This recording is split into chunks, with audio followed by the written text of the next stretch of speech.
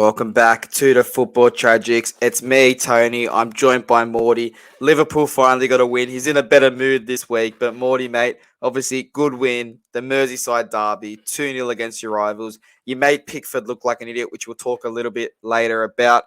How are you feeling? You're on mute. Sorry, I had to change the settings. I'm good. There we go. That's better. Yeah. Well, there was a lot of talking there, but his answer was, I am good. But Morty, we will talk about that a little bit later. We've all been there. It's a late night. It's 9:30 at night. We're recording this. So there's going to be some blunders. There's going to be some bloopers. If you want to make fun of us, clip it. Just make sure you tag us in it so that we get a few likes and a few followers from it. But let's jump straight into it. The high-spending Chelsea, another 1-1 draw versus West Ham. Disappointing. Did you expect them to get more points from this, or is this just a side that's crumbling at the moment? It's hard to say. I mean, West Ham probably at that point in their season where they're realising where they are, and they've spent quite a bit of money too. Like, obviously nothing compared to Chelsea, but I think Chelsea is still trying to find their feet. I mean, we can sit there and say they're rebuilding, blah, blah, blah, blah. They seem to do it every 2 years and, still don't get anywhere with all this money. But it's hard to say. Like, they look like they've signed better in last summer. So a lot of those players that have come in are looking pretty good. I mean, Enzo Fernandez and Madrid, they're looking good, but I think they've still got some people to clear out if they want to play some potted ball. And yeah. I don't know, there's not too much to say. Other than West Ham, maybe give David Moyes COVID again so you can go back to your high-flying team and you're not in that relegation scrap at the bottom. But moving on to a team that a lot of us had them in our relegation scrap versus a team that a lot of us had getting relegated. It's Fulham 2, Nottingham Forest 0. Fulham keep moving forward. Nottingham, not the best result, but what were your thoughts on this? And Fulham as a whole this season, they've come up, they've shocked us, they're not going back down. We could have a season with Burnley and Fulham. So what do you think about that? It's hard to say because it's like Fulham. I don't really like them. I don't rate their way they play. Like they're obviously getting some results, but they're kind of just playing like this exact sort of football with the players they got. And like if they look to improve, there's a whole squad that needs replacing there. But the one thing I will say is, you told me 5 years ago that you'd be saying Fulham v Nottingham Forest and you'd have Bird Leno and Keylor Navas as their goalkeepers. I'd be like, what the hell are you talking about? 5 years ago, those keepers are probably worth more than the clubs combined. So, EPL. Mate, EPL makes the magic happen. That's all you can really say. You've got two world-class keepers where, like you said, they probably could have owned these two clubs 5-6 years ago when they were at their pinnacle. But obviously, again, it wasn't the result they wanted. But Keylor Navas was massive in the game before this. That got him another 3 points. So moving forward, Henderson, next time you want to talk bad about United, let's make sure that you can start for Nottingham before you do that. But that's enough bitterness from me about that. But let's move on to our favourite side, our favourite bottling side. It's Leicester City 4, beating Tottenham 1. They've knocked off City 1 week. They've gone and copped 4 to big Harry Souttar the week after. Talk to me about it. Talk to me about Harry Souttar. He got his first assist. He didn't score an own goal this week. Thank the Lords. But talk to me about Tottenham. Well, Tottenham is shit and continually will be shit. They muster up 6 points a season from City somehow, even though they've just been rocking the league. But, I mean, Leicester, formerly my most hated club, guess now can't hate him anymore. Big Harry Souttar's there, he's carrying that defense, and I mean he's actually doing something for their attack too. Like he's playing out the back and dispersing it a bit better, getting the ball up there, and yeah, they're looking like they're getting the right foot forward there. So not just this week as well, like last week, they pulled themselves out of the mud, and maybe Tielemans and they won't be leaving. Like Maddison might be staying.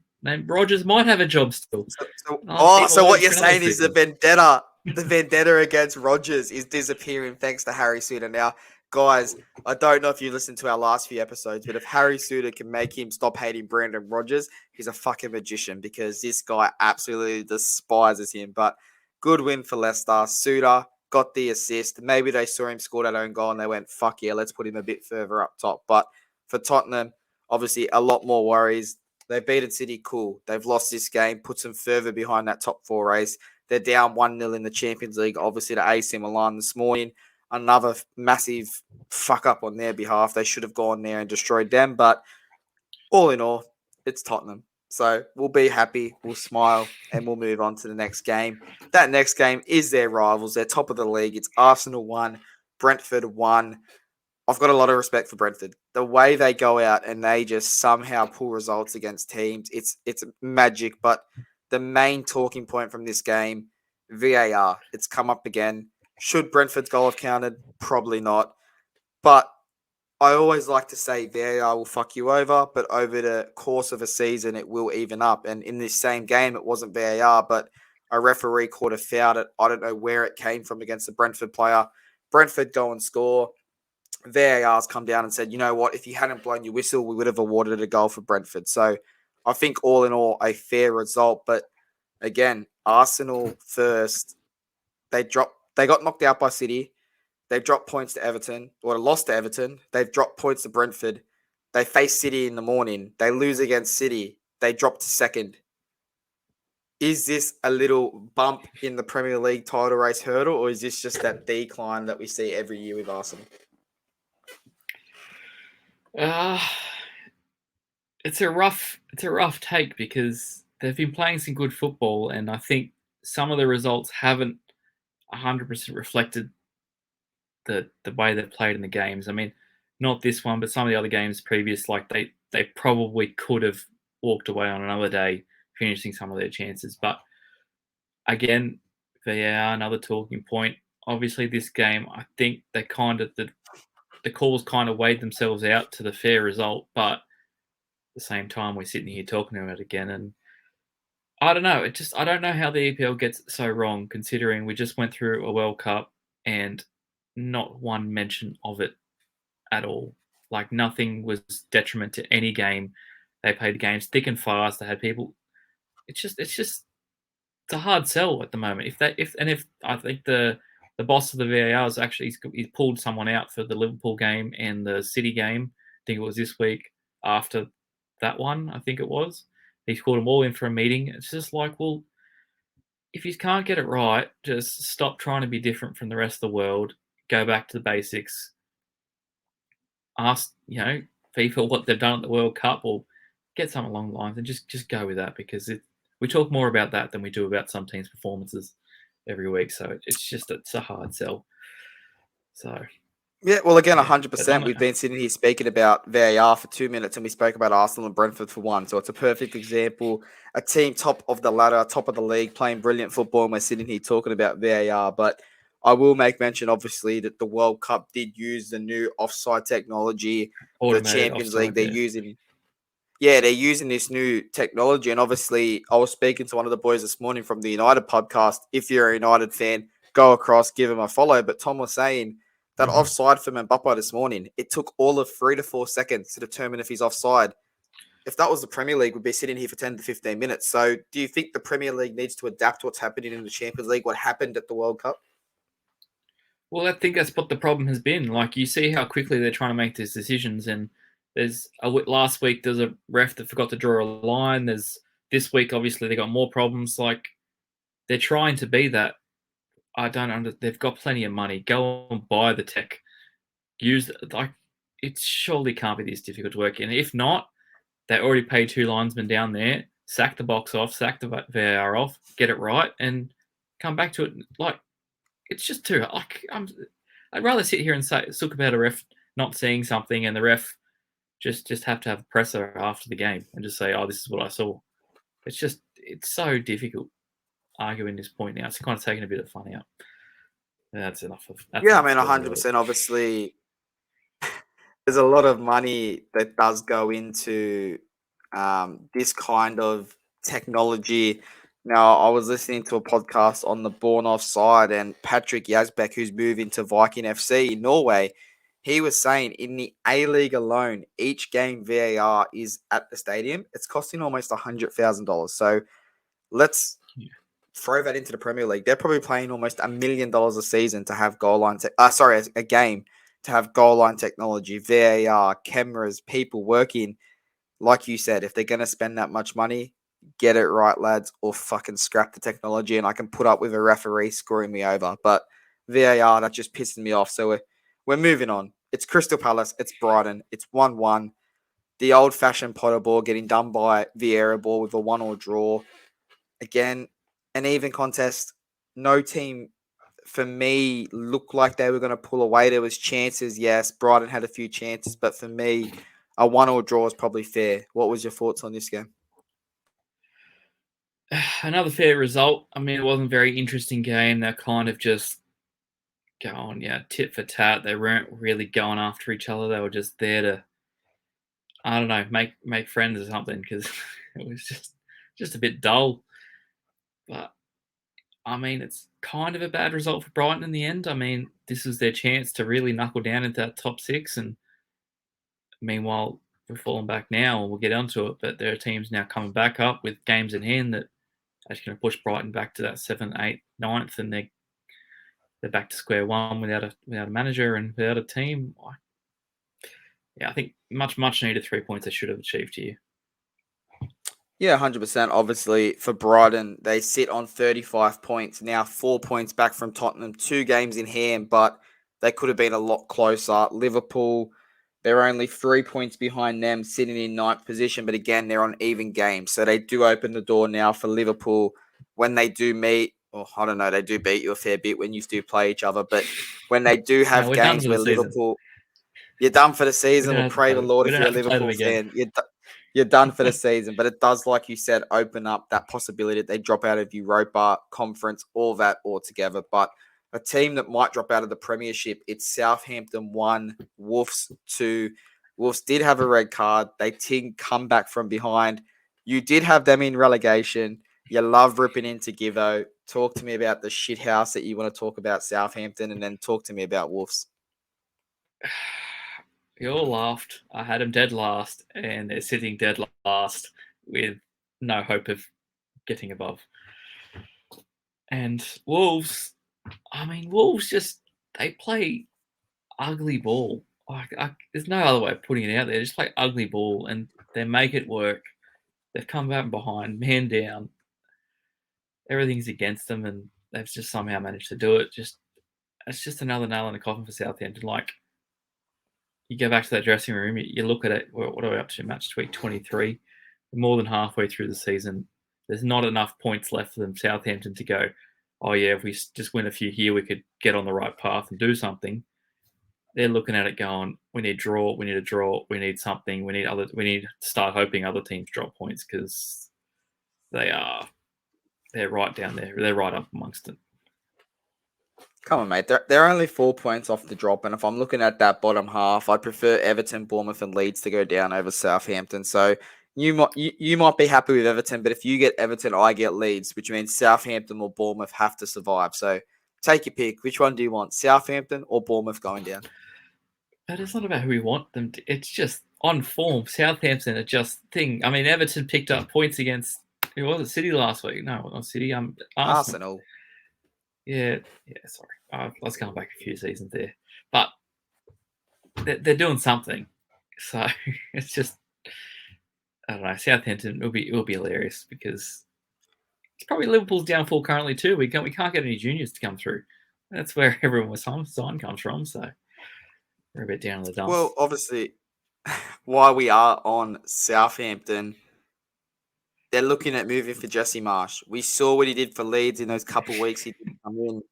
Now, it wasn't pretty. It wasn't lovely. It's the honeymoon period was over. He fucked him up. But can he come in, if it is him, and get this team to safety? Because we know Sean Dyche at Everton, massive chance he does that. He always does. Can Jesse Marsh do the same? No, I don't think it happens. I think the worst possible thing, like, if they should have got Dyche. Like, that's a solid football that it would suit Southampton, because they can't play ball. Ward Prowse will be stuck down at right wing back, or God knows where. He'd probably play him at centre back, to be honest. And yeah, I don't know. Marsh, he ain't gonna do nothing. What's he gonna do? Just everyone dive outside the 18-yard box, and hopefully Ward Prowse can just break Beckham's record or something. It's about all he got to Come on, mate. aspire to. If they had that game plan, they probably wouldn't be sitting dead last. So maybe it's something that needs to be implemented. But before we Looks lose what he that one might. Southampton, well, before we lose that one Southampton fan that is given it listens to this podcast, let's just move on before there's a World War III and move on to Bournemouth, Newcastle, 1-1 draw. Now Newcastle do sit in fourth. They are on 41 points. So they're 2 points clear of Tottenham with a game in hand. They haven't had the best form. Since the World Cup, this team has slowly got draw after draw after draw, throwing a loss here and there, but they do have a cup final coming up. So my question to you, your thoughts on this game, and if you're a Newcastle fan, put yourself in their shoes for a second. You drop out of the top four, you win the cup. Is it a successful season? I think Newcastle are basically a cat stuck in a tree. Like, they got up there, and now they don't know what to do.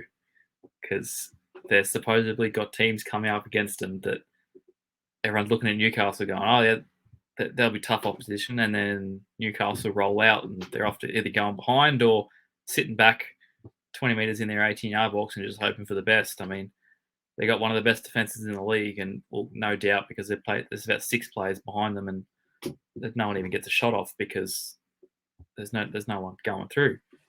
They seem to they've found their way to play their ball, and I think they're requiring some better players to play that. But they've just kind of lost what got them some of those points, like St. Maximum, maybe not at the level that Newcastle aspire to be, but he was the one driving that ball, 30, 40 yards down the pitch to get up in there thing. But when St. Maximum's driving 30, 40 yards, he's not even at the halfway line from where Newcastle are playing. So I think there's some adjustment needed to be made there. I think Newcastle needs to start getting on the front foot. If they realise that they're in they want to get top 4, they want to be there. They need to start. They want to get those big name players to come help them. They need to just go, okay, well, we're already here. We're doing well. We need to go for the points, or if not, we're going to fall a bit behind and get a cup win. Still, that I would say it's a successful season for Newcastle. But if not, they just keep drawing away these games. It'd be like, well, who wants to continue on with that? Like, I think it just adds another year to their time, because they'll have a whole bunch of players still playing that football, or they go out and sign. I'm not saying they'll get Mbappe, but one of those big name attackers that are just going to get frustrated like Harry Kane does at Tottenham. That's the sort of thing you'll end up with, because it's like, well, we should be here. We are this club, and they just haven't really developed that style of play. So, but yeah, Bournemouth getting the point. That's all. Yeah, 100%. Bournemouth get a point. It's a good point. They are in relegation now. Before all these Newcastle fans jump on here and say, oh, we're in good form, we're coming fourth. You've got 7 points from your last 5 games and you've only scored 3 goals. So let's just tone it down a little bit. You're in a shit form spell. Just let it continue for another 12 days till you play us in the cup. After that, I don't care if you go and win 75 league games straight, as long as you don't win that cup. Because as much as it's a tinfoil, Tim Cot, Mickey Mouse cup, I fucking want that trophy back at United. But talking about United, they played Leeds. They had a draw. They played Leeds. We got a 2-0 win. It's Leeds 0, United 2. Cop that to all you Leeds fans that thought you were going to win this game because Casemiro was out. Morty, talk to me as a Liverpool fan, as a non-biased fan that looks at United week in, week out, and used to. It was probably the highlight of your week coming on here and watching my face drop every time a United result was announced. Are United now, which is a bit of a silly question, but are they now, in your eyes, making those steps forward where they're going to be a successful club in the next couple of years? They're going to start winning trophies again. Heck, if this Qatarian bid comes in, they're going to have the war chest behind them. So is this a team that's coming back to their best? You've always had the war chest behind them. You just needed someone with brain power to actually use it properly. Because some of the signings that have been made in the last we've had a war chest. This is like getting the war chest and having those like little dolls where you open it up and there's another war chest and another one and another one and another one. Chelsea have already emptied that war chest. Like, there's too much money being thrown around currently. I can't say too much money because that's what it generates. I'm not going to start that argument up, but they've just gone out and gone, we want that shirt sales. I think they've gone away from that and they're gone, all right, we need this, we need that, we got this, we got that. They already had this, like Rashford is the born again Rashford that we all expected to be hitting these tops 2-3 years ago. I think he's finally achieving that consistent week in, week out. He's driving.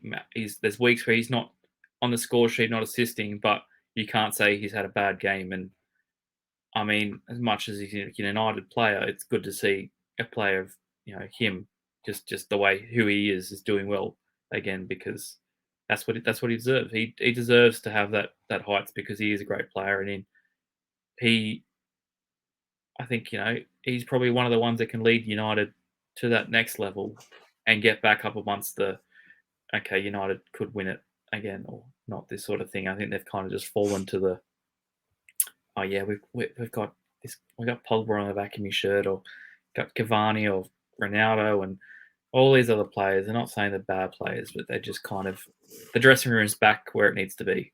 I think you don't have those egos. I mean, Bruno Fernandes, he's a little rat, but I think he's kind of washed out by the amount of good in that dressing room now. So Leeds, yeah, I'll agree with you. They're probably on there or thereabouts to go down, and one of us will be happy coming into the season, I think. Well, holy shit, I did not expect that conversation to finish with Bruno Fernandes is a rat. Maybe you could say he looked like one, but I didn't expect him to actually get called one. But Nah, he's he's a rat. I think you summed that up perfectly. Now, we didn't get the striker we needed. Weghurst has come in. He's not really gelling into this lineup, but I'll tell you what he does do. He presses like an absolute horse. He shuts stuff down. He puts pressure that allows the Rashfords, the Brunos, the Ericssons when he wasn't injured, the Casemiros to do their job. Now, we'll see what happens this week. We do have Barcelona. It's going to be a massive test to see where this squad is at, but I'm going into a game with confidence where if I went into a game against Barcelona 3 years ago, I'd be going, keep it under 6, boys, and we'll call it a successful game and we can move on. So the system's looking good. Ten Hag's looking good. He's not taking anyone's shit. And it feels good to be a United supporter again because I get to smile every couple of weeks, if not for a few weeks, come in and maybe it's one bad for every 6 good results. So hope the good times keep coming. Hope we do finish with a trophy regardless if it is a Mickey Mouse. And I'll say that right here. I will celebrate it till the horses come home, but it is a Mickey Mouse Cup. But I'm probably going to get a poster on my wall after they win that. But let's move on to the other side of Manchester. It is Manchester City 3, Aston Villa 1. Again, he got the assist. Very quiet game for Haaland. He hasn't been scoring many goals. They've got these accusations behind him. However, they did get the result done here. That first goal was almost close your eyes, flashback as a Liverpool fan back to when they were 2-0 down to Aston Villa, ball across the box, up pops him, Gundogan knocks it in. What were your thoughts on this game? What were your thoughts on City? And what is a non-biased, non-salty punishment that this team should get if they are found guilty? Oh, well, I think Haaland's too busy on the phone to lawyers trying to cover up that whole transfer shenanigans that have happened for the last 7 months. You're too busy about scoring these 7. What is he up to? 26 or something goals now, whatever it may be. Fuck, he could not score another goal and he still beat the record. So who knows? I know. So look, obviously City win. There's no chance Villa were going to have a chance this game. I think Pep's behind there just going, business as usual. We need to do whatever we are, but it's a hard saying it's a non-biased approach because obviously there are 2 teams that have been drastically affected. If you look at those 10 seasons, it's both of our teams who would have had much more success in the last 10 years.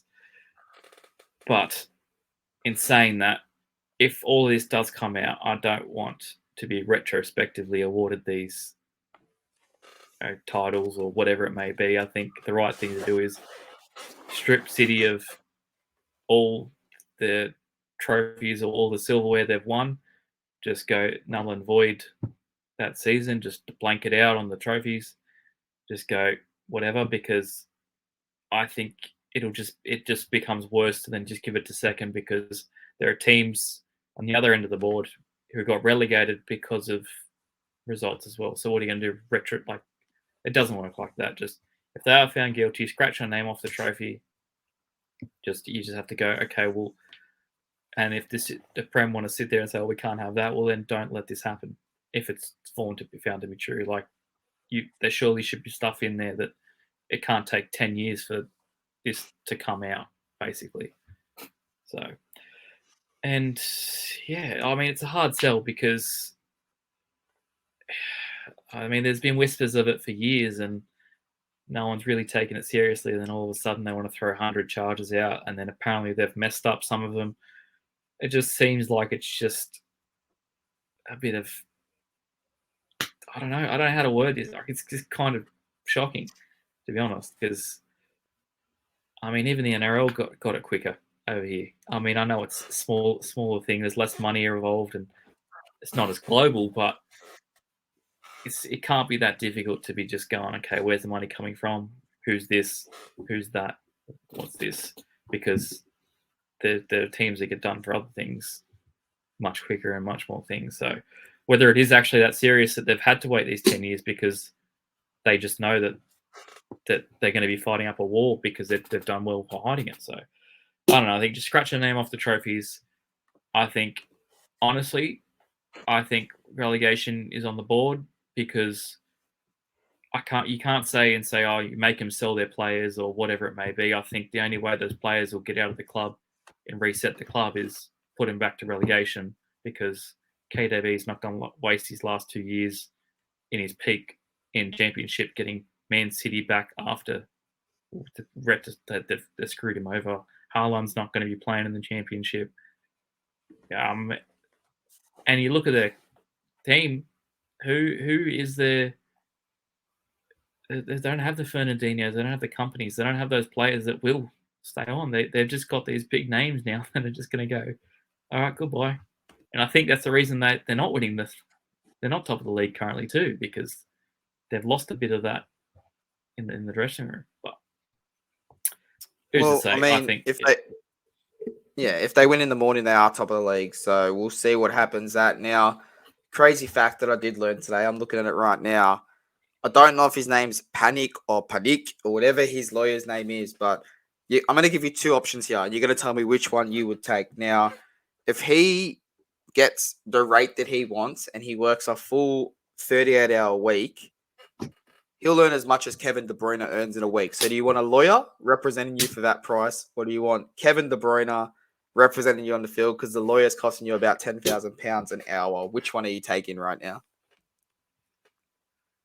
Oh, mate, I think it has to be the lawyer, because there's a massive war brewing, no matter how serious or how legitimate these things are, because it's now thrown City through the mud.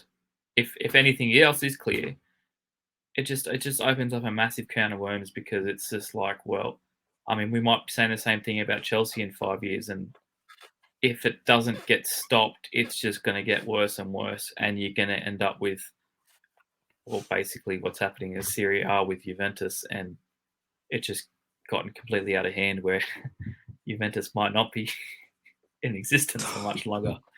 So, mate, get rid of Juventus and get rid of Man City. You've made a very happy Milan and United fan. But like you said, it is pretty crazy that they are paying this guy $10,000 an hour. But on the plus side, they either think they're innocent and they're ready to throw the checkbook to make sure, or they've got a lot to hide, and that's why they are throwing this checkbook. But for $10,000 an hour, let us know in the comments what you'd do for $10,000 an hour, because there's not much I would say no to. But let's move on to the final game. It's going to put a bit of a smile on your face. It's your boys, Liverpool 2, Everton 0. I had fans in my Twitter saying Liverpool are back. This is the best side ever. Look at Nunes. Look at Salah. Look at Gakpo. Look at all these players. What's your take on this game? What's your take on... They did look impressive, but Liverpool this week and moving forward as a club? I think for the first time, mainly this season, I've seen Liverpool line up with 3 centre mids and not left wing playing centre mid or centre attacking centre forward playing centre mid. We're back to the Liverpool gegenpress of the three centre mids who hold, don't get forward. If one pushes on, then it's only because they're the only ones get the ball. They're coming off a counter attack. We're back to Andy Robertson and Trent being the outside right wing back, right forward, and the same thing on the other side of the pitch. And Fabinho holding back.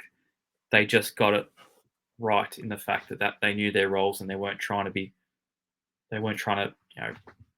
reinvent the wheel, so to speak. I think it's just good to see. I mean, Biet, I can't even say his name, Biacic or whatever his name is. I'll learn it because he looks like a gun.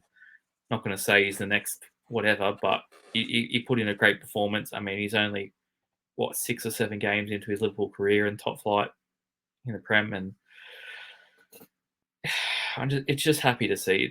It was just good to see Salah back on the score sheet. Nunez just being lauded for being Nunez and not missing 20 sitters or whatever it may be, because he has done that all season. I think it's just been lost in the fact that he's missed in front of goals so many times. So just don't put him in front of the goal. Have him run 60 yards, and you're good to go for gold. And Trent, please, again, he's so good at doing that he just needs to be allowed to do that. Henderson didn't push forward. Henderson was in there covering. Fabinho knew his limits. I mean, I think he's been, legs have fallen off or he's given out he's too old, blah, blah, blah, blah. But you see him, he's just gets the ball, pushes thing and thing out. And I think the best thing for it was the week before when Matip had an absolute stinkfest and everyone's ready to take his head off. He learnt not to run 30 yards with the ball. We don't need that. The game plan is press, get the ball, shove it out wide, cross it in, or cut back, and you're going straight down the middle. It's simple. Nothing simple about football, but I think they were just trying their own things because of how far down we've been lacking. But it's good to see.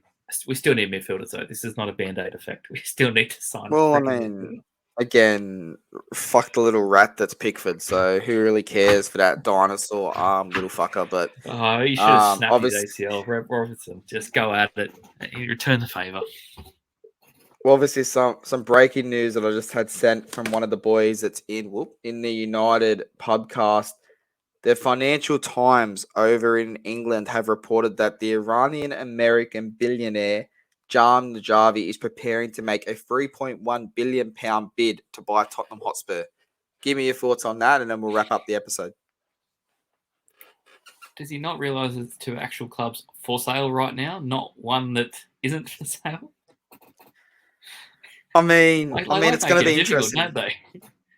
It's going to be interesting. You're going to have Liverpool up for sale, United, whether these Elon Musk, who's inquired, or this Qatarian comes in.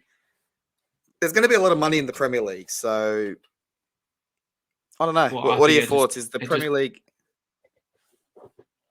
I think it just proves the point of saying whatever's going on with Man City, the Prem have to get it right because they've set the precedent. Man City have come in and set the precedent, and others are looking in and going, okay, well, we've had 10 years of it now. There's not a risk no more. City have made it work, no matter how much the money they've blown or hidden or whatever it may be, because the owner isn't going to sit there and just, I understand it's all hidden behind books or whatever it may be, but you don't do that unless your club's making money from it. So I think, people looking at it going, well, there's definitely money to be had. I've got more money. I'm going to start throwing it in. Look at the laudits I'm getting. They need to get it right because otherwise, Todd Bowley, he'll be doing it. Whoever buys Liverpool will be doing it. The same thing with United. And the next thing you know, you're just going to have the big 6, maybe touch on the big 7 with Newcastle owners too. But it'll just drastically improve that thing. And it's just be like, well, the gap is so massive that we'll go back to the Super Cup or Super League. That'll become a reality and we'll just be back to square one of football going, this ain't football no more. My new team will be Sunderland. I'll go join Dino because it's a hard sell. I mean, you laugh You do laugh, but there was a new proposed Super League program, so who knows if that's Oh, going to I come up. know. But I saw that one again. that's a debate for another day. But Morty, we'll wrap it up there. It's the 23rd match week of the Premier League review. A lot of wins, a lot of drop points. Tomorrow morning we have City versus Arsenal, so it's going to be an absolute cracker. The Champions League's back. It's going to be brilliant. But mate, thanks for joining me, and obviously I'll talk to you soon. Thank you. Thank you all.